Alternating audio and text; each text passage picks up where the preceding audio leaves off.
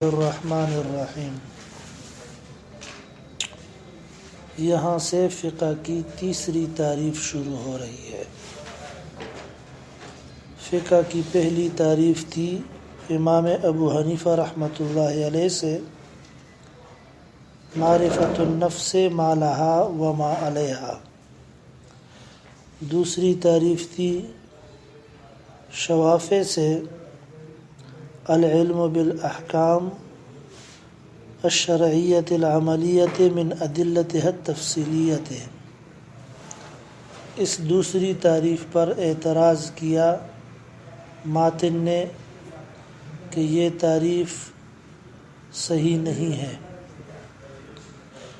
پہلی تعریف پر اعتراض کیا علامہ تفتازانی نے کہ وہ بھی صحیح نہیں ہے، اور ضمناً ماتن نے بھی اس پر اعتراض کیا تھا۔ اب یہاں پر فرمایا کہ وَإِذَا عَرَفْتَ هَذَا، جب آپ یہ بات معلوم کر چکے کہ فقہ کی دونوں تعریفیں ان پر کیا ہے، اعتراض ہے۔ فقہ کی دونوں تعریفیں ایسی ہیں جو مضبوط نہیں ہیں، یعنی ان میں ضبط نہیں ہے۔ وَإِذَا عَرَفْتَ هَذَا، جب آپ نے یہ بات معلوم کر لی کہ فقہ کی دونوں تعریفیں وہ درست نہیں ہیں، ان میں اشکالات ہیں، اعتراضات ہیں، تو اب تک پتہ نہیں چلا ہمیں کہ فقہ کس چیز کو کہتے ہیں۔ ہمیں اب تک پتہ نہیں چلا کہ فقہ کس چیز کا نام ہے، کس چیز کو کہتے ہیں۔ آج کیا تاریخ ہے؟ 28 ربیع الاول تقریباً 28 یا 29 ہے، تو ابھی اس کے بعد 3 مہینے رہ گئے، 4-5 مہینے گزر گئے، صحیح ہے۔ ابھی تک پتہ نہیں چلا کہ فقہ کس چیز کا نام ہے، ابھی تک پتہ نہیں چلا کہ فقہ کس چیز کا نام ہے، کیونکہ تعریفات ایسی ہیں جن میں کیا ہے، اعتراضات ہیں۔ تو کہتے ہیں اب میں تعریف کرتا ہوں جس میں کوئی اعتراض نہیں ہے، یہ ان کا اپنا گمان ہے۔ سمجھ میں آ رہا ہے کہ میری تعریف میں اعتراض کوئی بھی نہیں ہے۔ پھر اس کے بعد علامہ تفتازانی بارش کر دے گا اعتراضات کی، سمجھے؟ دیکھیں، فلا بدّا، تو ضروری ہے، ان یکون الفقہ، ہو کہ ہو فقہ، علم بجملۃ متناہیۃ مضبوطۃ، ایسے مجموعے کا جو متناہی بھی ہو اور منضبط بھی ہو،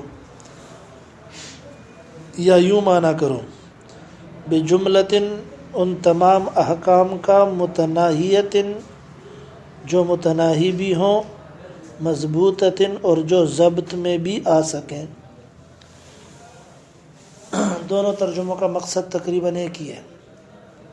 پہلا معنی کیا کیا میں نے، بجملۃ متناہیۃ مضبوطۃ، ایسے مجموعے کا۔ صحیح، فقہ نام ہے ایک علم کا، صحیح ہے، فقہ نام ہے ایک ایسے علم کا جو مجموعہ ہے، ایسا مجموعہ جو متناہی بھی ہے اور منضبط بھی ہے، جس میں ضبط بھی ہے، سمجھے؟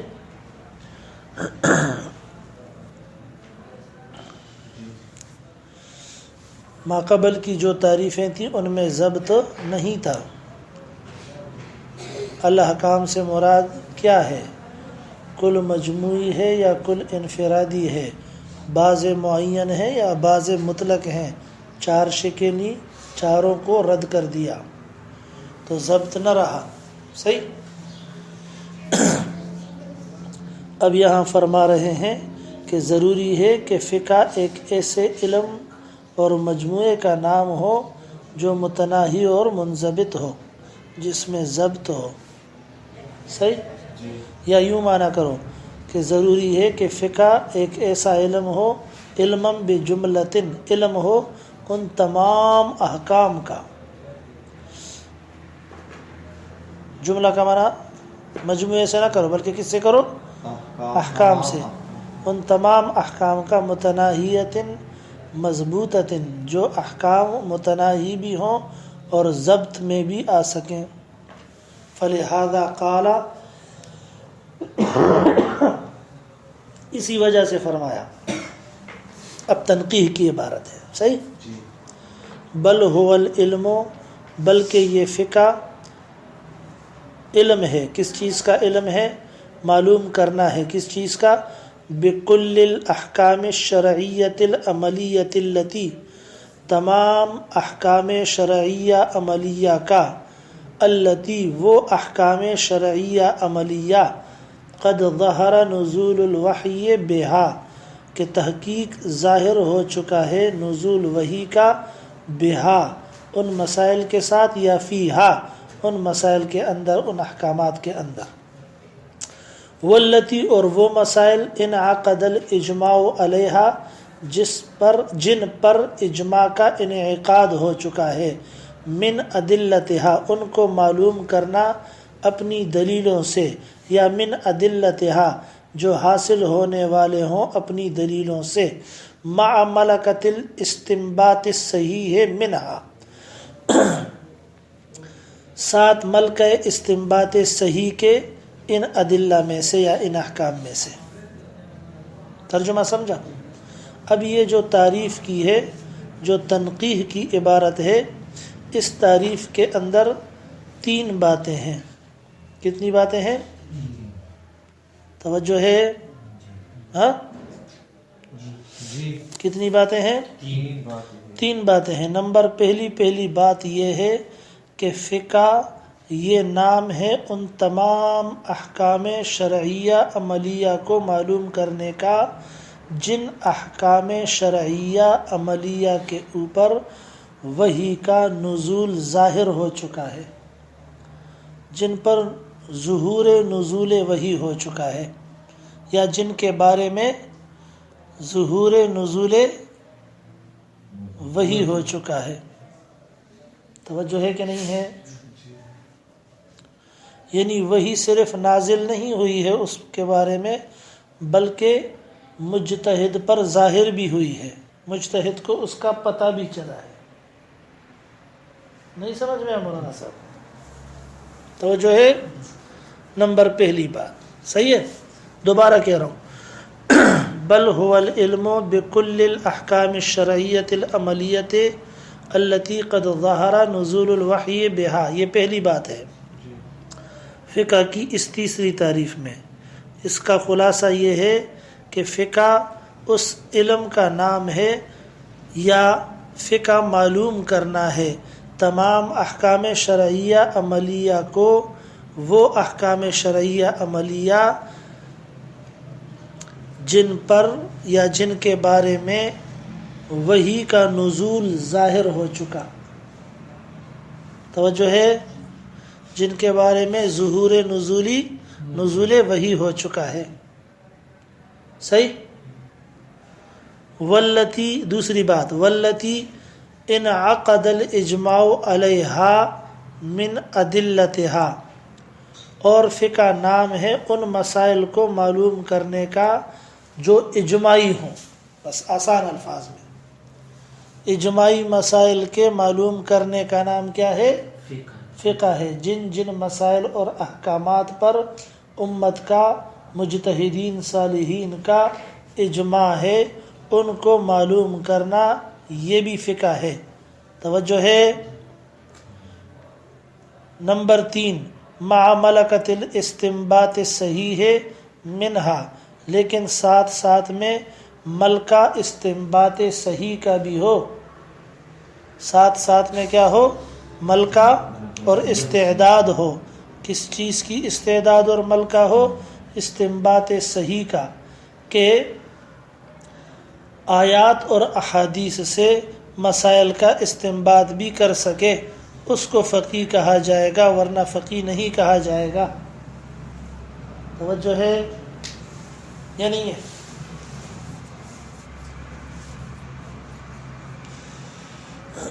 اس پر تھوڑا سا اشکال ہو سکتا ہے، اگرچہ کسی شارع نے اس طرف توجہ نہیں کی ہے ہمارے علم کے مطابق میں، لیکن تھوڑا سا اشکال اس پر آ سکتا ہے کہ یہ تعریف فقیہ کی ہو جائے گی، فقہ کی نہیں ہوگی۔ کیا یہ تعریف کس کی ہو جائے گی؟ فقیہ کی ہو جائے گی۔ یہ جو تیسری قید لگا دی ہے، سمجھے نا، فقہ کی تعریف تو نہیں ہوگی، ملکہ استنباط صحیح کا ہو تو ملکہ تو فقیہ میں ہوتا ہے۔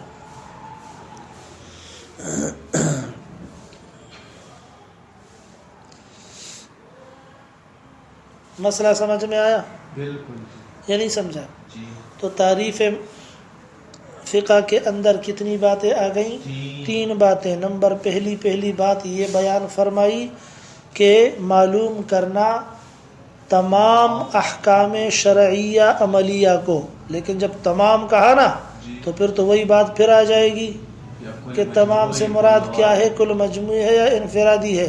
تو وہ بات تو ماتن کے ذہن میں تھی نا، یہ اعتراض تو خود انہوں نے کیے تھے شوافی کی تعریف پر، اس لیے بکل الاحکام الشرعیۃ العملیہ کے بعد فوراً کہا التی قد ظہر نزول الوحی بہا، تمام سے مراد اور کل سے مراد ساری دنیا کے مسائل نہیں ہیں، بلکہ وہ مسائل اور احکامات ہیں جن کے بارے میں وحی اب تک نازل ہو چکی ہے، اور صرف نازل ہی نہیں ہو چکی ہے بلکہ قد ظہر، مجتہد کے سامنے اس کا ظہور بھی ہو چکا ہے۔ سمجھے؟ اس کو معلوم کرنا کیا ہے؟ فقہ ہے۔ نہیں سمجھ میں آیا؟ کیونکہ اگر نازل تو ہو چکی ہے لیکن مجتہد کے سامنے ظاہر نہیں ہوئی ہے تو پھر اس کے لیے معلوم کرنا ممکن ہی نہیں ہوگا۔ آیا؟ یہ نہیں سمجھ میں آیا؟ پھر دوسری قید کیا لگائی کہ فقہ نام ہے کس چیز کا؟ کہ معلوم کیے جائیں وہ مسائل جن کے اوپر اجماع منعقد ہے، جن پر کیا منعقد ہے؟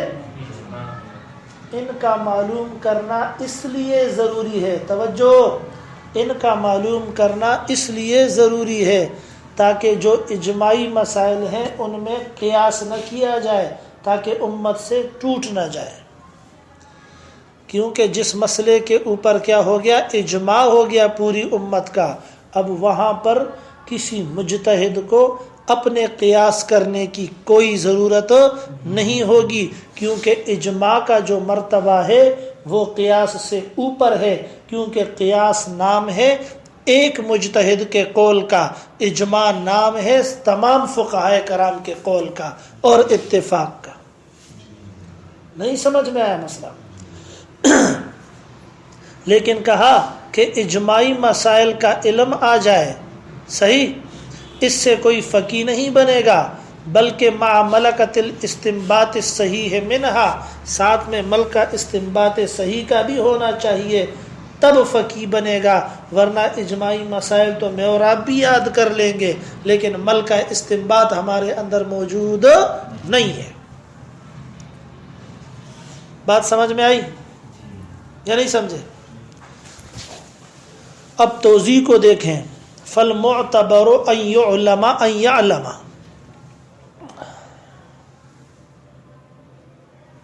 توجہ ہے؟ مولوی صاحب عبارت پڑھو آگے، فالمعتبر ان يعلم، فالمعتبر ان يعلم في اي وقت كان جميع ما قد ظهر نزول الوحي به في ذلك الوقت، فالصحابة رضي الله عنهم كانوا فقهاء في وقت نزول بعض الأحكام بعده، ثم ما لم يظهر نزول الوحي به قد لا يعلمه الفقيه، والصحابة لعربيتهم كانوا عالمين بما ذكر، ولم يترك اسم الفقيه إلا للمستنبطين منهم، وعلم المسائل الإجماعية يشترط إلا في زمن رسول الله صلى الله عليه وسلم لعدم الإجماع في زمانه، للمسائل القیاسیۃ للدور، بس للمسائل القیاسیۃ، چار باتیں کرتا ہے۔ کتنی باتیں؟ توجہ ہے کہ نہیں ہے؟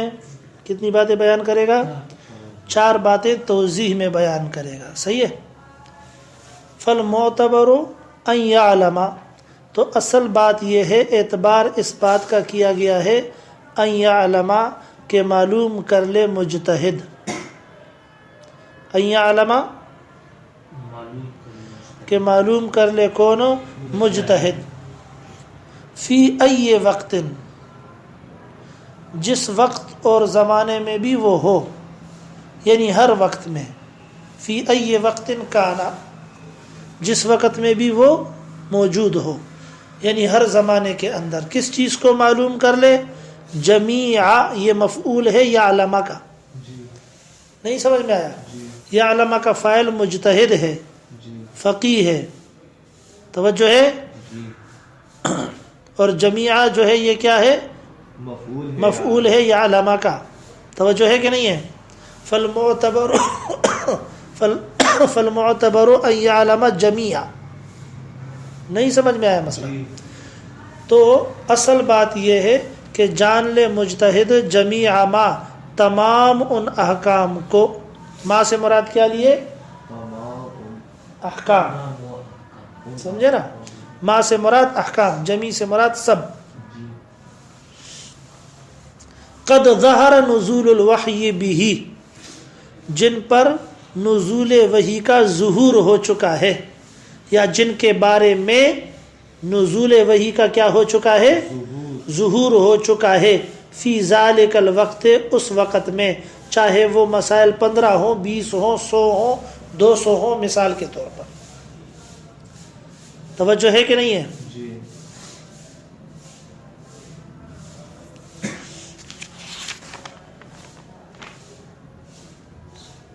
یہاں تک مسئلہ سمجھ میں آیا یا نہیں سمجھا؟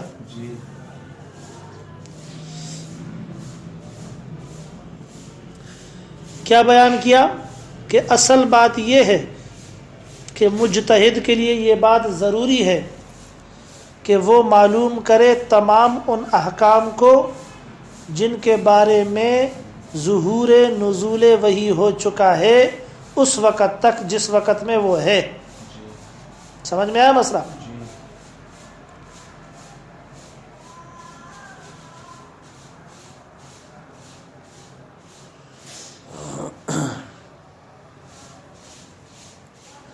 فالصحابۃ رضی اللہ عنہم کانوا فقہاء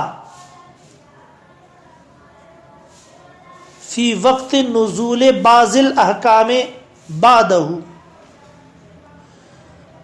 پس صحابہ کرام وہ فقہاء تھے، فی وقت نزول، لفظ کو صحیح کر دو، فی وقت نزول بعض الاحکام، بعض احکام کے نزول کے وقت میں. بعض احکام کے نزول کے وقت میں کیا مطلب؟ صحابہ کرام کا جب زمانہ تھا تو کبھی 5 احکام آئے، کبھی 10 احکام آئے، کبھی 1 حکم آیا، کبھی 2 حکم آئے. توجہ ہے کہ نہیں ہے؟ لیکن باوجود اس کے کہ تمام احکام اکٹھے اور ایک ساتھ نازل نہیں ہوئے تھے، اس کے باوجود بھی صحابہ کرام کو فقیہ کہا جاتا تھا. ان صحابہ کرام کو جن میں ملکہ استنباط تھا. آیا مسئلہ سمجھ میں یا نہیں سمجھے؟ اس لیے قد ظہر نزول الوحی بہا کی قید لگائی. فالصحابۃ رضی اللہ عنہم کانوا فقہاء، پھر صحابہ فقیہ تھے، فی وقت نزول بعض الاحکام، اس وقت میں جب نزول بعض احکام کا ہوا تھا. بعدہ کیا؟ اے وَإِن نزل بعض الاحکام بعدہ، اگرچہ بعض احکام اس کے بعد بھی نازل ہوئے لیکن پھر بھی اس سے پہلے بھی وہ فقیہ تھے چند احکام کے معلوم کرنے پر بھی، کیونکہ ان بعض احکام میں ظہور نزول وحی ہو چکا تھا. یعنی ان بعض احکام کے بارے میں جو وحی نازل ہوئی تھی ان کا ظہور صحابہ کرام پر ہو چکا تھا. سمجھ میں آیا مسئلہ؟ تو یہی بات بیان کر رہے ہیں کہ پہلی قید جو ہم نے اوپر متن کے اندر تعریف میں لگائی، توجہ ہے کہ نہیں ہے؟ اور جو متن کی پہلی بات تھی متن تنقیح کی، بل هو العلم بكل الاحکام الشرعیۃ العملیۃ التي قد ظہر نزول الوحی بها، یہ جو کہا، سمجھے نا؟ تو اسی کے بارے میں مثال دے رہے ہیں ایک طرح کی، کہ ساری دنیا کے مسائل کو ایک ساتھ معلوم کرنا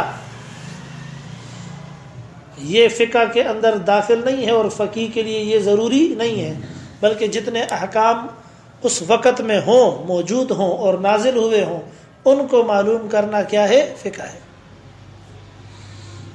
اب مزید تو قرآن و سنت نازل ہوں گے نہیں، جو آ چکا وہ آ چکا، وہ قیامت تک کے لیے کیا ہے؟ ضابطہ ہے۔ نہیں سمجھ میں آیا مسئلہ؟ ثم ما لم يظهر نزول الوحی به، یہ ثم ما لم يظهر جو ہے نا، اوپر متن میں تھا نا قد ظہر نزول الوحی به بها، اس کی وضاحت کر رہے ہیں۔ پتہ نہیں سمجھا کہ نہیں سمجھا؟ ثم ما لم يظهر یہ تشریح کر رہا ہے کس کی؟ تنقیح کی عبارت کی۔ تنقیح کی کون سی عبارت کی تشریح کر رہا ہے؟ قد ظہر نزول الوحی بها کون سی جگہ پر ہے؟ پہلی لکیر آخری لفظ صفحہ 53 پہ، صحیح ہے نا؟ ثم ما لم يظهر نزول الوحی به، پھر جب تک ظاہر نہ ہو نزول وحی بھی اس حکم کے بارے میں، قد لا يعلمه الفقیہ، تو یقیناً اس کو فقیہ معلوم نہیں کر سکتا ہے، کیونکہ فقیہ کے لیے ان کا جاننا ممکن ہی نہیں ہے، کیونکہ اس پر ظہور ہی نہیں ہوا ہے۔ آیا مسئلہ سمجھ میں؟ تو اس وجہ سے صرف نزول وحی کی قید نہیں لگائی، نزول وحی کی قید، بلکہ ظہور نزول وحی کی قید لگائی۔ ظہور کے لفظ کا مطلب یہ ہے کہ فقیہ کو اس کا پتہ بھی چل چکا ہو۔ نہیں سمجھ میں آیا مسئلہ؟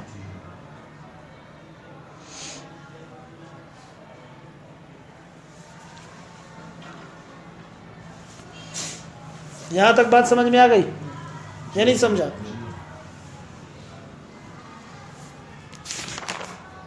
آگے دوسری بات ہے وَالصَّحَابَةُ لِعَرَبِيَّتِهِمْ، فرماتے ہیں صحابہ کرام بوجہ اپنے عربی ہونے کے، یہ جو وَالصَّحَابَةُ لِعَرَبِيَّتِهِمْ ہے نا، یہاں سے جو متن تنقیح کے اندر عبارت تھی نا مولوی صاحب، مع ملکۃ الاستنباط الصحیح ہے، اس قید کا فائدہ اور اس کی تشریح کر رہے ہیں۔ نظر آ رہے پچھلے صفحے پہ، مع ملکۃ الاستنباط الصحیح منہا، میں نے آپ کو کہا تھا کہ تنقیح کے اندر جو فقہ کی تعریف کی گئی ہے اس میں کتنی باتیں ہیں؟ تو پہلی بات کی بھی تشریح آ گئی، اور اب تیسری بات کی تشریح کر رہے ہیں، جو دوسری بات ہے اس کی بعد میں کرے گا۔ نہیں سمجھ میں آیا؟ تو یہ لف نشر غیر مرتب ہے، لف نشر سمجھ میں آ رہا ہے مسئلہ؟ کہتا ہے والصحابۃ، اور صحابہ کرام لعربیتہم، بوجہ اپنے عربی ہونے کے، کانوا عالمین بما ذکر، وہ جاننے والے تھے ان احکام کو جن کا ذکر ہوا، یعنی جن کے بارے میں ظہور نزول وحی ہو چکا۔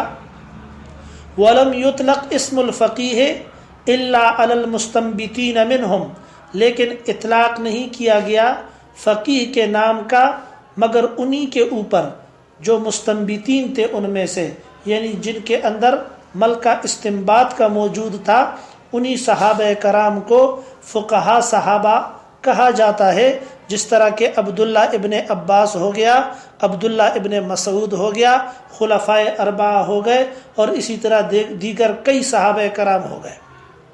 سمجھ میں آ گیا یا نہیں سمجھے؟ باقی جو حسامی وغیرہ میں آپ نے پڑھا ہے کہ بعض صحابہ وہ فقیہ نہیں تھے جیسے ابو ہریرہ، تو اس کا یہ مطلب نہیں ہے کہ وہ دین کو سمجھتے نہیں تھے یا احادیث اور قرآن کو سمجھتے نہیں تھے۔ ایک بات یاد رکھنا، توجہ ہے کہ نہیں ہے، بلکہ مقصد اس کا یہ ہے کہ وہ معروف بالفقہ نہیں تھے۔ کیا بڑے بڑے علماء موجود ہوتے ہیں نا، تو ان سے جو نیچے درجے کے کچھ علماء ہوتے ہیں جو ان کے اعتبار سے کم ہوتے ہیں علم میں، تو ان پر پردے پڑے ہوتے ہیں بڑے علماء کے۔ جب وہ بڑے علماء چلے جاتے ہیں پھر یہ ظاہر ہو جاتے ہیں۔ نہیں سمجھ میں آیا مسئلہ؟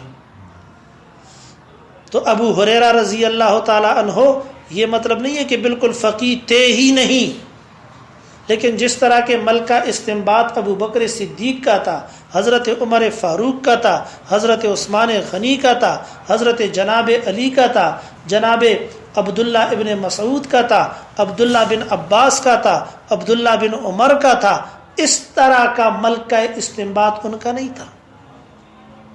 اور پھر سب صحابہ کرام مستنبطین بھی نہیں تھے۔ نہیں سمجھ میں آیا مسئلہ؟ وہاں بھی آپ نے یہی پڑھا تھا کہ وَإِنْ كَانَ غَيْرُ مَعْرُوفٍ بِالْفِقْهِ وَالْإِجْتِهَادِ، غیر معروف بالفقہ والاجتہاد کا مطلب بھی یہی ہے کہ ہے تو فقیہ لیکن فقہ اور اجتہاد کے ساتھ معروف نہیں ہے۔ نہیں سمجھ میں آیا مسئلہ؟ بہرحال یہاں پر ماتن کہنا یہ چاہتے ہیں کہ 1,00,000 سے اوپر صحابہ کرام تھے۔ توجہ ہے کہ نہیں ہے؟ تو سب کے سب مستنبطین نہیں تھے۔ اگر سب کے سب مستنبطین ہوتے تو پھر کچھ خاص صحابہ کرام کے پاس مسائل پوچھنے کے لیے نہ آتے، بلکہ صحابہ کرام کے اندر افتاء کے منصب پر خاص صحابہ کرام ہی فائز تھے، لہٰذا دیگر صحابہ کرام بھی اپنے مسائل ان کے پاس لایا کرتے تھے، جس سے یہ بات معلوم ہوتی ہے کہ تمام کے تمام صحابہ کرام مستنبطین نہیں تھے۔ آیا مسئلہ سمجھ میں؟ بہرحال ایک بات یاد رکھنا کہ صحابہ مستنبطین ہو یا غیر مستنبطین ہو، صحابیت کا شرف اور مرتبہ ایسا ہے جس کی وجہ سے وہ تمام کے تمام فقہا اور محدثین مل کر بھی کسی ادنا صحابی کے درجے اور مرتبے تک بھی نہیں پہنچ سکتے۔ نہیں سمجھ میں آیا مسئلہ؟ ادنا صحابی جو ہم کہہ رہے ہیں وہ باعتبار دیگر صحابہ کے کہہ رہے ہیں، ورنہ جو صحابی تمام صحابہ کرام کی نسبت درجے میں کم ہے یا عمر میں کم ہے یا استنباط اور علم میں کم ہے، وہ پوری امت کے فقہا کو ملا کر بھی ان سے بھی اس کا علم پھر بھی زیادہ ہے۔ اولئک اصحاب محمد اعمقها علما وابرها قلوبا اقلها تکلفا، پڑھو گے انشاءاللہ مشکات میں کہ یہ حضور صلی اللہ علیہ وسلم کے صحابہ ہیں کہ جن کا علم سب سے زیادہ کیا ہے، گہرا ہے، اور ان کی زندگی کے اندر تکلفات سب سے کم ہیں، اور ابرھا قلوبا سب سے زیادہ نیک دلوں والے یہی لوگ ہیں دنیا کے اندر۔ توجہ ہے کہ نہیں ہے؟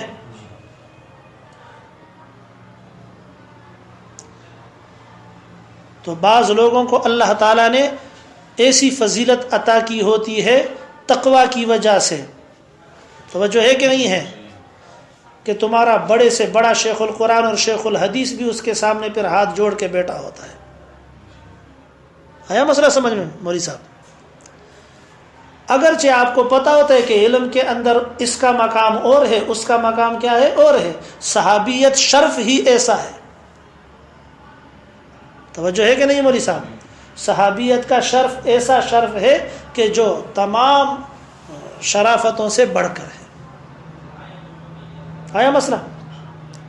بہرحال کہنے کا مقصد یہ ہے کہ تمام صحابہ کرام مستنبطین نہیں تھے، صحیح؟ اگرچہ وہ بعض احکامات کو عربی ہونے کی وجہ سے معلوم کر بھی لیتے تھے، لیکن اس کا یہ مطلب نہیں ہے کہ ان میں ملکہ استنباط بھی تھا۔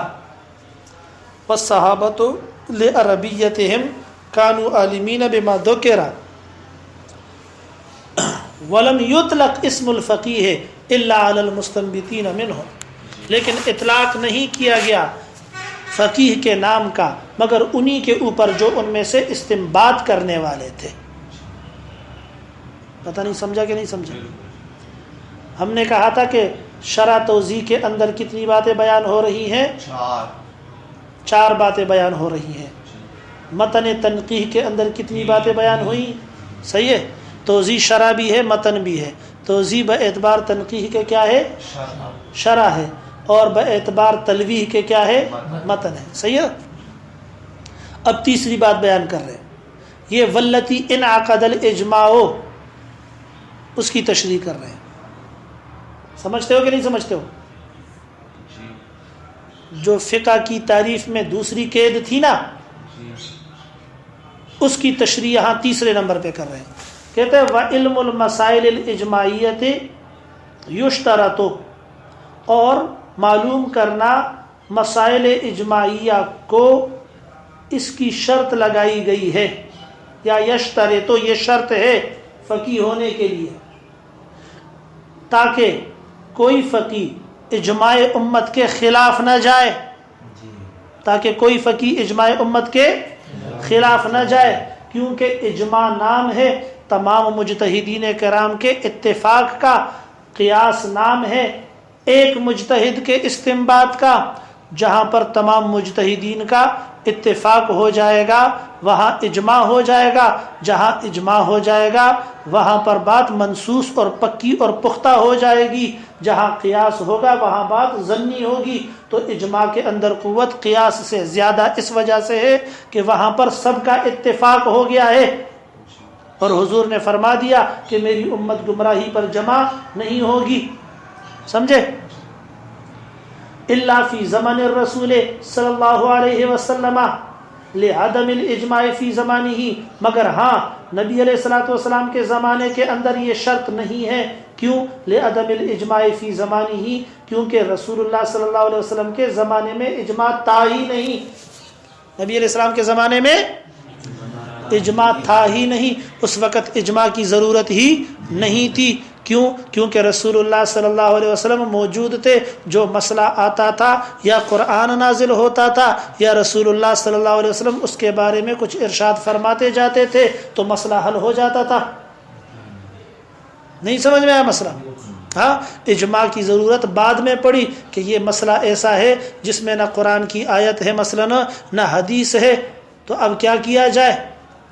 توجہ ہے کہ نہیں ہے؟ تو اس پر اجماع ہو جاتا ہے. پھر اجماع کی قسم ہے، یہ ایک قسم سے میں نے آپ کو مثال دی. صرف یہاں تک بات سمجھ میں آ گئی یا نہیں سمجھے؟ تو کہتا ہے کہ صحابہ کرام میں سے فقیہ کے لیے یہ دوسری شرط نہیں ہے. پہلی اور تیسری شرط ہے صحابہ میں سے فقہا وہ ہیں جن کو ظہور نزول وحی کا علم ہو جائے، نمبر 1، اور ان کے اندر ملکہ استنباط ہو. بس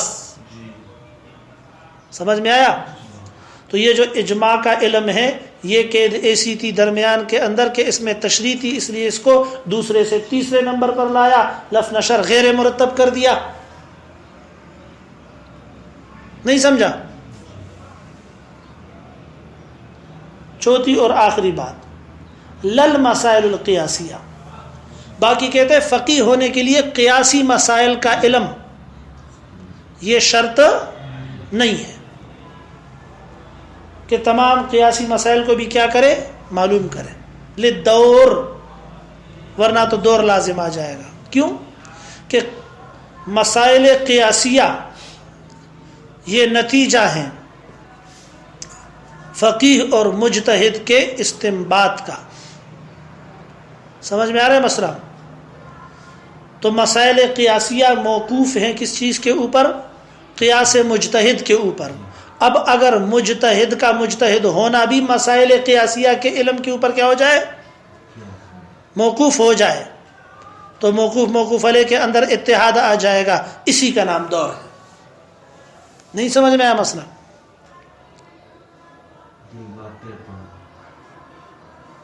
مسائل قیاسیہ معلوم اول دا فقیہ جوڑے دلو دے پارا شرط نہ دا. فقیہ دے پارا دا شرط نشتا دا چھ فقیہ بو علا فقیہ وی چھ ٹول مسائل قیاسیہ اغا تیادی او علم کی وی، دا ورطا شرط نہ دا. ولی شرط نہ دا زکا چې مسائل قیاسیه دا موقوف دي په اجتهاد د مجتهد باندې. گویا چې مسائل قیاسیه دو د لپاره مجتهد دا سیده لکه کارخانه. څه شي مولوی صاحب؟ مجتهد دو د لپاره دا سیده لکه څه شي؟ کارخانه او فیکټری. صحیح شو لکه چې د قران او سنت کوم مسائل غیر منصوص دي هغه کې چې کله علت او د حکم اشتراک وګوري، د علت اشتراک وګوري، نو د مقیس علیه حکم مقیس تیار کی. صحیح شو لکه نو مسائل قیاسیه دا موقوف دي په مجتهد باندې. نو که مجتهد جوړېدل بیا موقوف شي په څه شي باندې؟ مسائل قیاسیه باندې. نو دا دور شي، دور نامہ دے دے خبریں کہ موقوف اور موقوف علیہ سے شی یو شی. دور نام ہے اس بات کا کہ موقوف اور موقوف علیہ دونوں کیا ہو جائیں؟ ایک ہو جائے. تو مسائل قیاسیہ ان کا معلوم کرنا کسی بھی مجتہد کے اجتہاد کے لیے کیا ہے؟ شرط نہیں ہے، کیونکہ مسائل قیاسیہ موقوف ہیں مجتہد کے اجتہاد پر. اب اگر مجتہد کا اجتہاد پھر موقوف ہو جائے مسائل قیاسیہ پر تو موقوف موقوف علیہ میں اتحاد ہو جائے گا، وحدت آ جائے گی. موقوف اور موقوف علیہ کے اتحاد کا نام دور ہے اور دور باطل ہے. لہٰذا مسائل قیاسیہ ان کا علم فقیہ کے لیے اور فقیہ ہونے کے لیے اور مجتہد ہونے کے لیے شرط نہیں. سمجھ میں آیا مسئلہ؟ البتہ اتنی بات ضرور ہے کہ جو مجتہد لاحق ہوگا، جو بعد میں آنے والا مجتہد ہوگا، اس کے لیے ضروری ہے کہ اجماعی مسائل کو معلوم کرے. کیا کرے؟ اجماعی مسائل کو کیا کرے؟ معلوم کرے. باقی قیاسی مسائل سب کو معلوم کرنا یہ اس کے لیے شرط نہیں ہے. پتہ نہیں سمجھا کہ نہیں سمجھا؟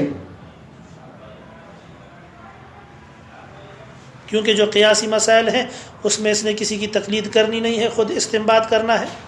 تقلید مقلد کا کام ہے، مجتہد کا کام نہیں ہے. سمجھے؟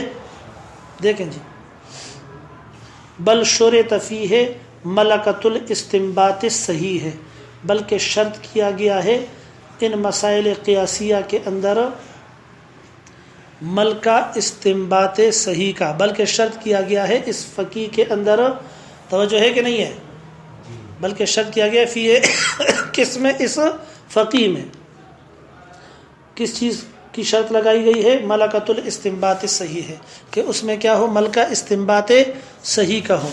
ملکہ استنباط صحیح کا کس کو کہتے ہیں؟ وہو ان یکون مقرونا بشرائطہ، وہ یہ ہے کہ ہو یہ ملکہ مقرون اور متصل اپنے شرائط کے ساتھ. وہو ان یکون کہ ہو مقرونا متصل بشرائطہ اپنی شرائط کے ساتھ. شرائط یہی ہے کہ عربیت اس کو آتی ہو، لغت کو وہ جانتا ہو، صرف اور نحو میں وہ ماہر ہو، قرآن اور سنت، قرآن اور حدیث ان کو وہ اچھی طرح سمجھتا ہو. بس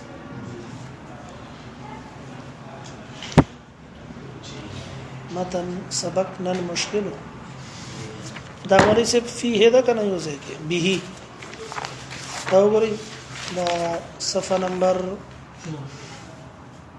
53 دا پورا عبارت سے ہم گورئ ورته مولوی سے بل هو العلم بكل الاحکام الشرعیه العملیه التي قد ظهر نزول الوحی بها.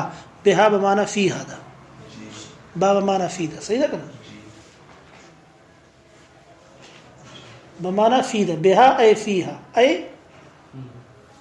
والتي انعقد الإجماع عليها من أدلتها مع ملكة الاستنباط الصحيح منها. فالمعتبر أن يعلم في أي وقت كان جميع ما قد ظهر نزول الوحي به أي فيه أي في ذلك الوقت. فالصحابة رضي الله عنهم كانوا فقهاء في وقت نزول بعض الأحكام بعده.